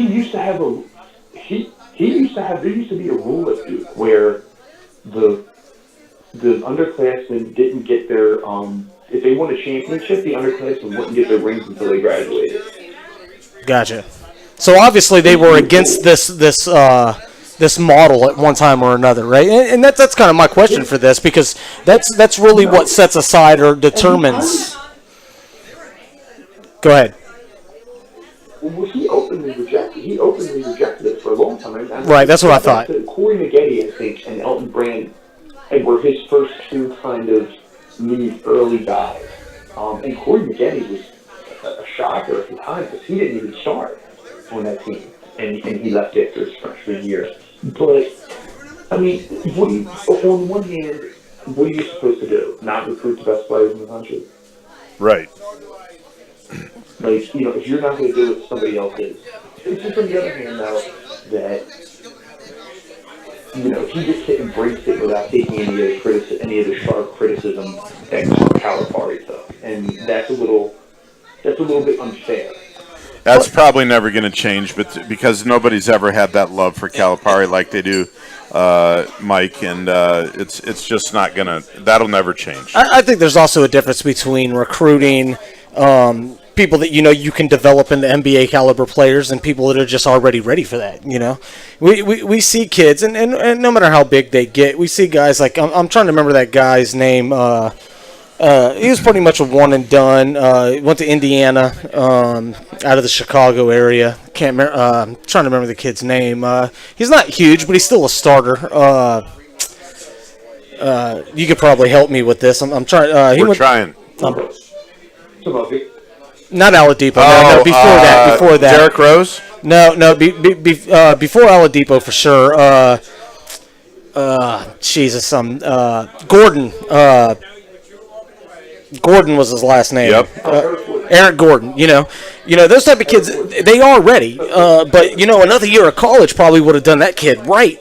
Because he's not an elite player, but another year of prep, maybe he could have gotten there. And I think the mindset on recruiting is you have to distinguish the difference between this is a guy I can develop to an elite player, and this is a guy that's almost already there. And unfortunately, a lot of these guys that come out as already NBA ready, or whatever it is you want to call it, they end up not being elite players because they don't have that time to grow or that time to develop the way that some of these other players that do, at least 3/4 of their eligibility. Does that make sense? Are we talking about Eric Gordon, who's with the Rockets? Yes. Who led the league in 3-point field Did goals? he? Like I said, I don't. I'm not trying to blow you. Well, I'm just saying his name isn't on a lot of people's top 5 list. No, it's not. Right, but he was definitely great coming. And you guys remember he came out of high school blazing. Go ahead, man. Sorry. And that's an interesting point. And that's no. It's an interesting point that you just made about development versus talent, because what Duke has been able to do that you're seeing Kentucky struggle with this year. Kentucky has turnover every single year at a high clip, with maybe 6, at least 5, upwards to 7 players. On the other hand, Duke is able to still get Grayson Allen or someone like that to kind of stick up that, so you get a little bit of continuity. So you're mixing in. He gets a much healthier mix of program, for lack of a better term, program player versus one and done than Kentucky does. And you're starting to see a little bit of the rewards of that happening at Duke right now. On the flip side, you get a team like Villanova that's just chock full of program guys. I'm sure Jay Wright tries to recruit these guys, but, they're not going there. He's got the number 1 team in the country, so. Well, listen, I man. also think that the one and done era. Breck likes to point out the fact that I got caught snoozing a little bit at that NBA versus college thing, not paying attention, trying to run a show. I caught it, by the way, and didn't put any attention to it. I realized I had messed up, by the way. I want you to know that right now. But I also realized I'd been sitting here like a bump on a log, and I was trying to effectively change that. You have effectively jumped in. I effectively made myself look like an idiot. That's what I effectively did. Well, Thanks to our caller, though. This dude's awesome. He's very knowledgeable. This is a great guy. You should have him on more often, by the way. We're thinking about it. They're thinking about it. It's a done deal. Okay, that's what I'm talking about. It's a done deal. This guy's talking about I'm thinking about it. But let's switch gears right here. We cut him off. We cut Al off in the middle of his thought there, but let's switch gears right here before we go to a break for a couple minutes and talk about what Al really wants to talk about, being from the city of brotherly love, and that's his beloved Eagles being in the Super Bowl. Ruh-roh. Hey, listen. Go Philly, man. I think for one, most of the country's on our side. That's because most of the country hates the Pats. But, that's an easy place to be in. What do you... I think that's...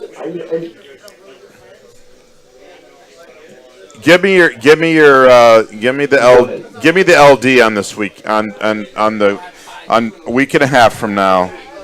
Eagles Patriots. Give me the LD. What's it going to be like? What's going to happen? What's going to go down? I think they're gonna. I think the Eagles. I mean, I'm not being biased here. I legitimately think that the Philadelphia Eagles are gonna win. No, it's definitely a homer comment. I don't think it takes away the legitimacy, but it's still a homer comment. I don't think you can. I believe you do. I'm just ruffling feathers, man. Give me some analysis, Al. Give me some analysis as why. Well, if you look at the teams that the Patriots have struggled with, the Eagles have that blueprint. They have look back to the Jacksonville game. If Jacksonville had any kind of confidence whatsoever in Blake Bortles and Doug Marrone would have kept his foot on the gas. On the gas. We'd be talking about an Eagles-Jacksonville game. The Philadelphia has the front seven. They're going to get to Brady in one way or another. They run the ball. They can manage the clock. And Peterson is a better play caller than Doug Marrone. And Foles is a better quarterback than Blake Bortles. Historically, the teams that are getting the Patriots trouble, what do? Rush the passer well. They rush the passer. The ball well. Think the 2011-2012 Ravens that went up there twice. Should have beat them in 11. Went up there and beat them again in 12. Look at the Giants that they lost to in the Super Bowl. You know, that this past week, it took a Tom Brady, another epic Tom Brady comeback, and some. Lost to cojones, for lack of a better term. there's a big difference between the.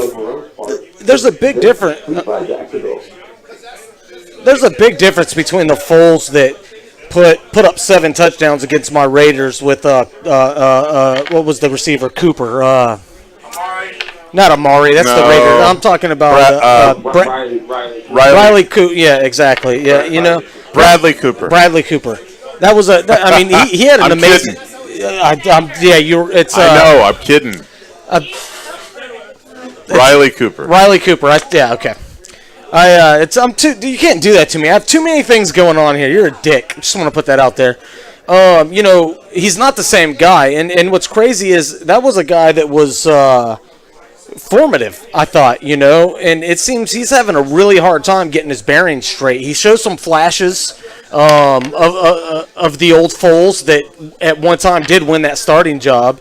And then a lot of times, granted, he hasn't been taking starting snaps, but he's been involved. He's been around. He's been number 2. Why does he seem like, even now, even in the last game, that there becomes periods of time where he looks like he has no idea what's going on that playbook, and he has no idea what's going on that offense. It's crazy, and I think honestly, I believe the defense alone will be enough to get the job done. I honestly believe that.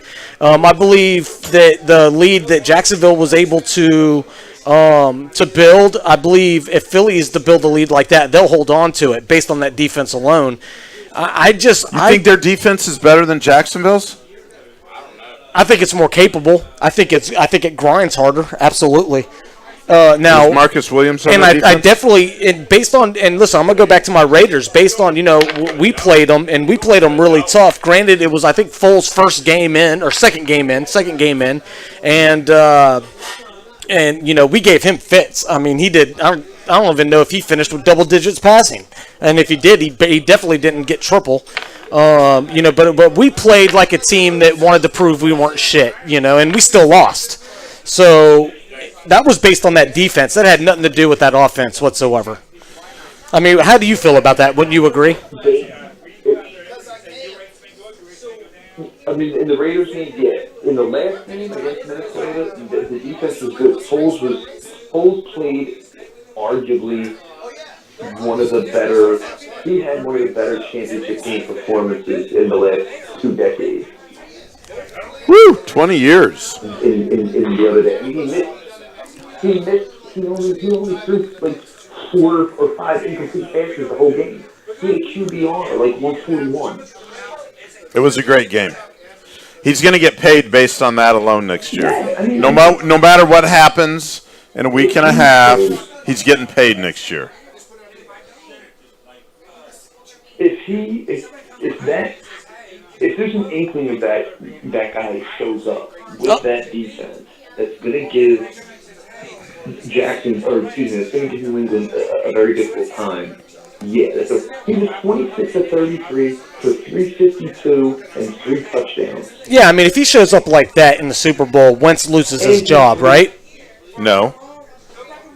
If he shows up like that? No, God, no.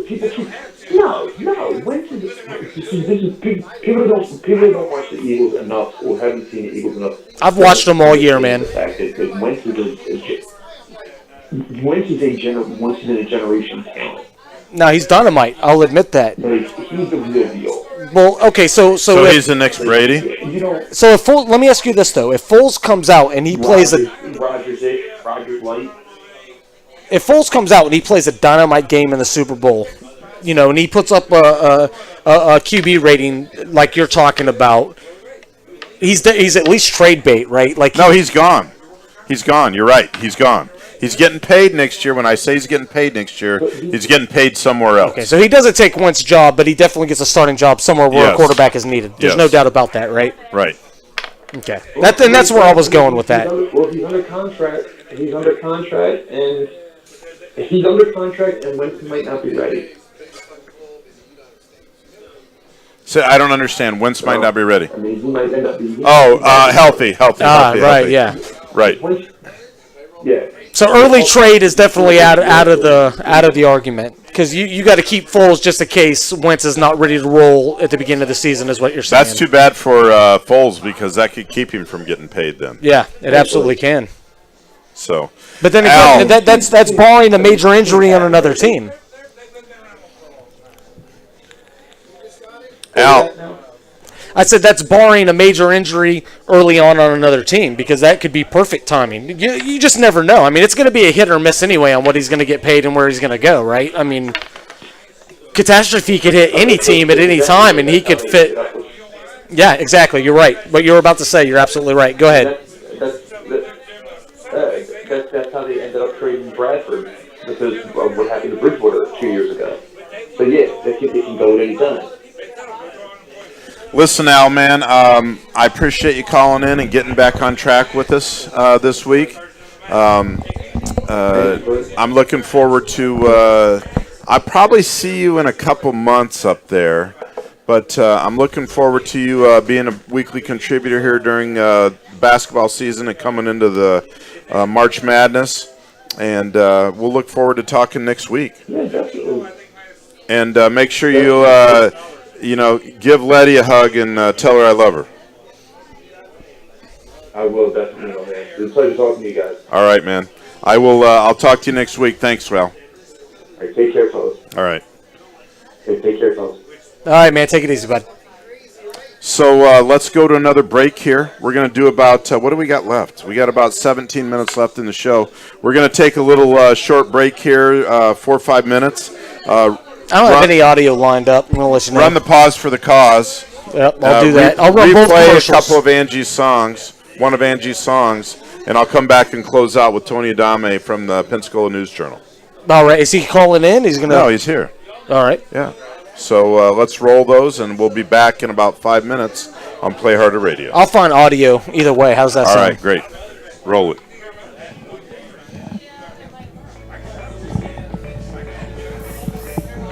Brought to you by Tell Staffing and HR, your payroll, workers' comp, human resources, benefits, and staffing.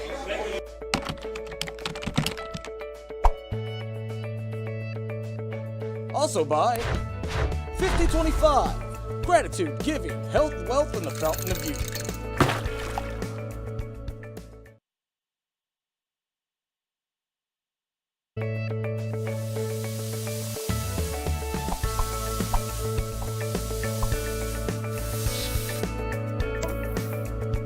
Play Harder Radio is sponsored by Rocky's Termite and Pest Control, a family tradition since 1962. Rocky's Termite and Pest Control is family owned and operated and serves the Escambia, Santa Rosa, and Okaloosa counties. Give them a call today, 850-380-5408.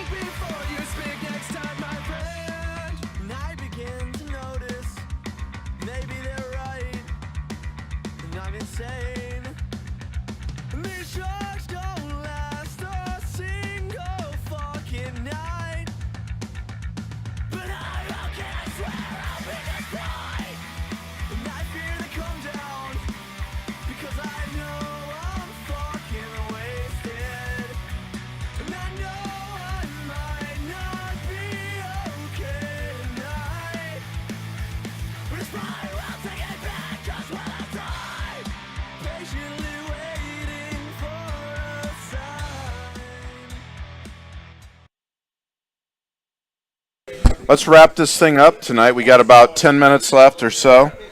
A lot of you guys know Tony from the Pensacola News Journal, sports editor, Pensacola News Journal.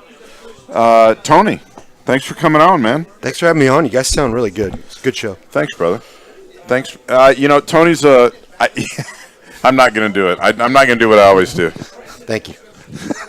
I really want to, though, because Tony is very knowledgeable. He's more than knowledgeable about sports, and he's been in the industry a long time. He's the sports editor right now of the Pensacola News Journal. I know he covered Baylor. Is that where you came here from, Baylor, correct? Yeah, I covered Baylor for 2 years before I came here. And then, he grew up on the USC campus, essentially, almost, correct? Summers. Yeah, Summers, okay. Yeah, that's good with his dad. Actually ran into the Juice. Yeah. Juice. I met OJ. Met OJ. When I was very little. Let me ask real quick, because I'm from Los Angeles. Yeah. What part did you stay in? We stayed on campus. And you know what's crazy is when I was a little kid, I was like 7 or 8, and my dad was teaching and doing a PhD program there. He'd wake up every day and go teach his classes. In the summer, he'd give me $5. I thought the USC campus was Los Angeles. The first 2 years I was there, I thought that was Los Angeles because they had big walls. Yeah, there was a mall. There was a movie theater. Everything, yeah. That was like because the town I was from was like 100,000 people. I thought that was L.A. Yeah, I'm from a little town to the north called San Pedro. A little coastal town, fisherman town, longshoreman, that type of thing. Tell me this. Don't say longshoremen in California. No, they do. They got Are you docks. kidding me? It's on the coast. That doesn't make them longshoremen. They're definitely is Azusa longshoremen. north? That's in New south Jersey. of L.A. That's proper? in New Jersey. Say that again. Azusa. Where is it? South or north? I'm not sure, actually. Okay. It's where Azusa Pacific is. Yeah. Where I live, San Pedro. You remember the big green extension bridge in Los Angeles, the Vincent Thomas Bridge? Gone in 60 seconds. They ramp over the Yeah. ambulance. That's my town. That separates Terminal Island, Long Beach from San Pedro, and that's where I'm from. Long Beach. That's where Snoop's from. Cameron Diaz. You know Snoop and Cameron Diaz went to high school together? No. And the guys from Sublime. Yeah, they all went to Long Beach Poly. Mm-hmm. Yeah. I grew up in Pacific Palisades. Is You're a that Malibu guy, is it? No, I'm lying. I didn't. I miss Chad, man. I wish Chad was If I here. had to do it all over then. Chad. I wish Chad was here. I think people miss Chad Where more is he? because I'm We here. still don't know where he is. We still do not know where he is. Have no idea And whatsoever. the clown has not called us. I wish he I has knew. not. We still do not know where that. We're on Facebook Live. So here's the deal. Here's what Tony says to me before we get back on the air. No. Can we talk about the Senior Bowl? He said, "Be cool." I just said Is keep that it fair? I said keep it Keep it PG, PG. 13. 13. Yeah. Which I have so far, and I think that's fair, and it's definitely a fair comment when you're getting on the air with me. So, You said we could talk the Senior Bowl. which we are Have you about talked to about it roll all? into. No, and Luke. Okay, where's Luke? Where's Luke? Wait. Where's Luke? All right, never mind. Yeah, thank you. He's right there. Get his ass in here. We've been Luke has been texting me to talk about the Senior Bowl, and I've been kind of waiting for you to show up because Bill Valona, Eric Wallace, Greg Pacheco. We had 3 people at the Senior Bowl all week. Greg Pacheco, Pachowski. He's our Pachowski. photographer, videographer. Eric's he covers UWF football. Right. He's UWF, and Bill's our columnist. So you know Bill. Bill's come down here and hung out a couple Bill times. and I are friends. Well, I say we're friends. We're acquaintance friends for sure. No, you guys are friends. Well, I met him at your Christmas party, at the P&J Christmas party, hosted by the sports editor. The off-brand Christmas party. and then I ran into him last weekend at Funds at the Little Bar. Yeah, right? You guys went bar hopping. Yeah. He's a great guy. Me and Bill. And he wrote today. But he wrote a great article about the Senior Bowl. Mm-hmm. Eric wrote a great article about the Senior Bowl. I posted them both on about Mayfield and Josh Allen. Yeah, the Eric's article about Mayfield and Josh Allen being there, and Eric was the one that got Mayfield to say the quote about Manziel. So I thought he did a great job. Our guy. Run the quote by us. Well, you just said that. He goes. He asked him about what if the off-field, perception of him bothered him, and what he do to change it. And he said that it was, everybody wants to focus on the bad stuff, the Manziel stuff, but the bottom line was that he loved football. He just wanted to play football. He was dedicated to the game. So I think the Dolphins will draft him in the first round. I think there's some friends of mine out there that would say, "Great, then shut up and play football." But and they're now. Granted, we're talking about my Lubbock friends. Well, the good thing about they've got a Texas Tech background and they've got that history with their burn against him. Baker. The good thing about him is they will not change. He showed up and he was about as tall as they said he was. He was weighed about 6'1". Yeah, well, he was like 6 foot and 3/4. And 3/4. I'll give him 6'1". And just threw the ball really well. Marino was there. Marino was there for everything. That's all. Really? Mm-hmm. You know what I want to say? I watched a couple of Bill and Eric and Greg and those guys were hanging out with Marino. Well, not just watching Mayfield throw, but you know what he said to him? He goes, he walked up to those guys and he was talking to them, a couple of them, and they were it was really nice outside. They were commenting on the weather. They were commenting on how Mayfield was throwing, and he goes, they weren't trying to bust his balls or anything, and they were like, I'm Eric, and he goes, the other guy goes, I'm Greg. And he goes, oh, I'm Dan. We're like, come on, we know. I'm Dan. We could tell. Thank you. So Josh Allen, I was watching. They were doing a kind of, they're running. You know how they're running drills, and both quarterbacks run the same drill. Take the 3-step drop and throw. Josh Allen looks good. Yeah, the only questions about him really are and the reason he went up so much is because of Carson Wentz. The Carson Wentz factor, I guess, now gets the benefit of the doubt to these, mid-major, smaller college quarterbacks, which is great. And so I'm going to say that I guess, and I don't know how, I said it could have been easy to put those two on separate teams, the North and the South, because they're both on the North squad. But evidently Mason Rudolph is on the South squad. Yeah, the South squad has a lot of smaller quarterbacks. And Mason Rudolph, I think Mason Rudolph is going to be legit as well. And is not getting the props that he deserves. The funny thing was... and he probably doesn't want them. James Washington, the receiver for Oklahoma State, measured 2.5 inches shorter than they had him listed.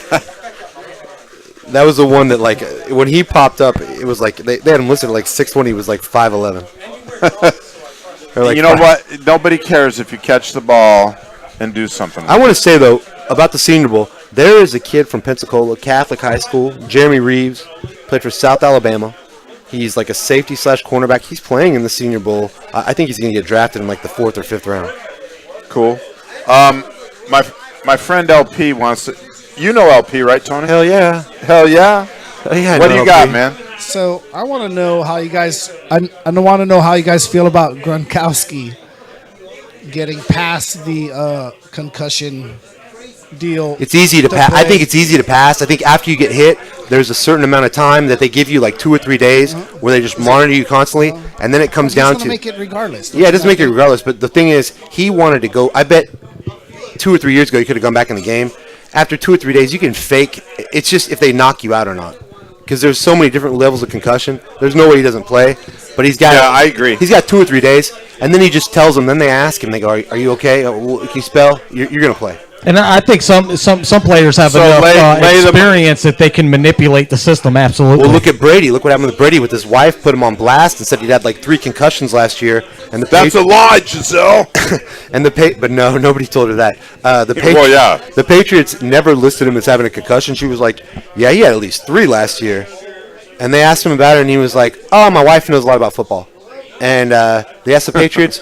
They're you got to step around stuff like that. Well, yeah, especially when the girl can buy the team, when she's got enough money to maybe buy her own team. So, Did you see him in the post game press conference, and he's and they're asking him about the cut on the hand, and how do we get off the Senior? Oh, I know, LP. No. The cut on the hand. He's like. We talked. Well, Coach Belichick doesn't really like us to talk about injuries, but I'm telling you, if you have Facebook Watch has this thing, the Tom Brady documentary. It's fascinating. Facebook Watch, what is that? I don't even. Facebook is made. They've got the sort of like a YouTube Red type of thing. Well, yeah, not that. I mean, because everybody has access to it, but that's where the the reality LeVar Ball series is on that. It's called Tom vs. Time. Is that what Beast Mode? Doesn't he have a show similar to that? No, but this Tom vs. Time, the Kobe Bryant document, the Kobe Bryant short film. Oh, I know exactly what you're talking about. They got nominated for the Oscar. The guy that made that is doing this Tom Brady thing. It's Tom vs. Time. It's all access. It's very fascinating. That's awesome. It's awesome that media is getting to. Well, I guess it's a double-edged sword, especially for guys like you that are actually in the media. That when the access gets easier, a lot of people want to do it, and therefore, whether it's credible or not, if they're entertaining, people pay attention and they take it as gold. And I think that can be an issue. People aren't good is good. People appreciate quality. So and it's entertainment at the end of the day, which is unfortunate. Yeah, and who's to say quality's not that or something? Sometimes people make stuff in their basement. They do podcasts. They're as fascinating as some people spend. I'm building a company doing it. I find myself sitting on the sidelines thinking about other stuff at times. More like back to Senior Bowl. Anyway, you know what? Those guys. Let me say, those guys are amazing. Eric and Bill are amazing. Greg's amazing, and they're all going to be there Saturday. No, two good articles. But so here's what we're gonna get out of here. But here's what I want to do. I want you guys. Right now it's already 9. So on Facebook, it's Pensacola News. Pensacola just News. Like PNJ.com, man. Yeah, PNJ, just go on Pensacola on Facebook and just like the Pensacola News Journal page. We put all our stories up there. We've got you have your own page. Yeah, but that's like that's like every section has its Pensacola News Sports. But the Pensacola News Journal one is the main one to like on Facebook, and just put it in your feed. It gets you. Main thing too is like smart to have like hurricane stuff on there. If a hurricane happens, weather stuff happens. But I'm kind of a meteorologist, so people just kind of. They post on the hour, 24 hours a day. There's some update up there. Yes, Steph? I got a question for you, man. Just based on your industry and specifically your company. Mm-hmm. Bias aside, I don't know how easy that will be to answer considering they, sign your paycheck. How are they doing into the digital age? I mean, they're moving away from print. That's obvious. You don't see as many people on the corners anymore selling, if any. Right, so print's pretty much dead. It's a dying thing, unfortunately. Well, I mean, it's changing, right? And that happens in industry no matter what. But how is P&J doing, honestly, in their evolution into the digital world? Pretty awesome, actually, especially considering I worked when I covered Baylor. I worked for a newspaper for a year, and then I actually worked for a website that was not print at all. It's 247 Sports. You ever heard of it? I covered Baylor for 247 Sports for a couple years. No, we never heard of it. Well, I don't know what this guy knows. Or not. No, definitely, dude. They still have a live YouTube show or a Facebook show, actually. Just seeing the numbers come in, I think it's doing really well. I mean, it seems like you can look at the one thing that anybody can look at is a Facebook page is a good, if your statistics, good parameter of how many likes, how many people are going to there.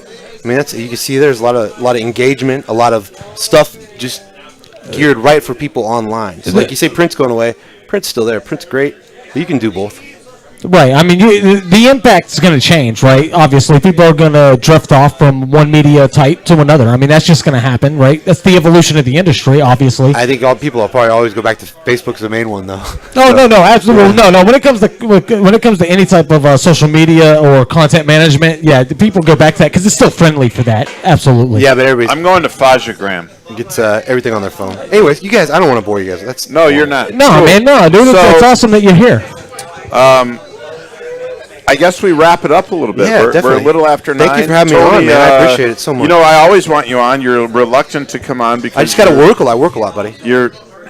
I feel like you don't, but I feel the same way about him and Chad, so don't feel bad. I don't mean that to be shut up, Kenny. I don't mean that as a negative or as a slight. Mm-hmm. Because, by the way, Tony and I play a lot of tennis together.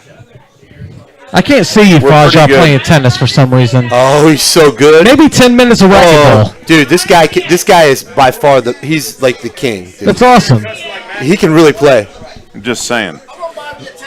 We play 2 or 3 times a week. Get one. We play 2 or 3 times a week. I'm about 10 times better at tennis than I am at ping pong. He can really play. That's awesome. That's great. He doesn't look like the tennis guy. Really? I think I've been at the same place you were. And once again, I'm from Los Angeles, where everybody thinks they can play tennis. So. Yeah. He hasn't had a chance to let his tan really kick in yet because he started playing in the winter.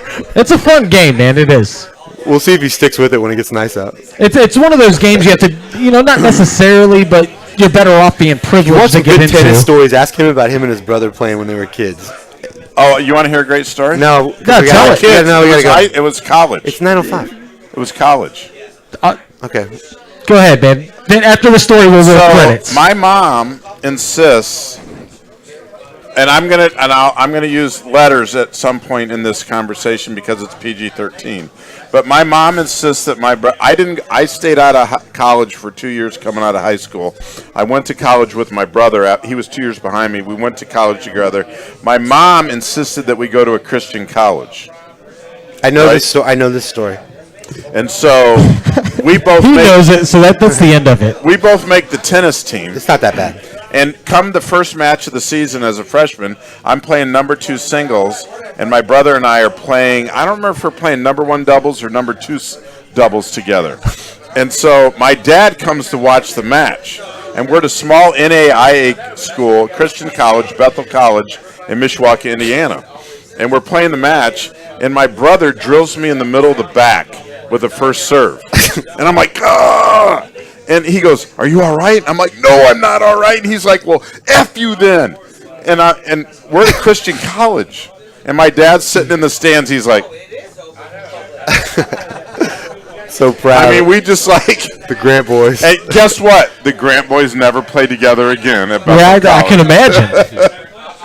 All right, so anyway, you got some music queued up because we're gonna get out of here. No, I've got the outro. We'll run credits and get out, man. But you guys, the show's great. You guys did it really good. Hey, it's working. It's hard to do these type of shows live. I've got a studio where we do other shows or whatever. We got the Underground Pub Show, which does really good. Check them out if you get a chance. We'd love to have you on as even just a caller. We'll come out. We'll come out to an Underground Pub Show. We're gonna schedule that very soon. To an Underground Pub Show.